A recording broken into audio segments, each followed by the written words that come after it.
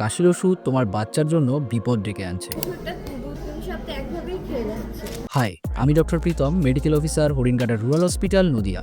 বাচ্চাদের কাশি হয় মূলত ভাইরাল ইনফেকশনের জন্য, যার জন্য কোনো কাশির ওষুধের দরকার হয় না। 4 থেকে 5 দিন পর এমনি থেকেই সেরে যায়। এই সমস্ত কাশির ওষুধ যেগুলোতে ডেক্সট্রোমেথারফান, ক্লোরফেনিরাবিন কিংবা ফিনাইলেফ্রিন আছে, সেগুলো বাচ্চার জন্য খুবই ক্ষতিকর। কারণ 4 বছরের নিচের বাচ্চাদের ক্ষেত্রে মস্তিষ্ক ও হার্টের ওপরে প্রভাব ফেলে। তাহলে কি করবেন? নর্মাল স্যালাইন নেজাল ড্রপ 1 ফোঁটা করে নাকে দিনে 2 থেকে 3 বার দিতে পারে।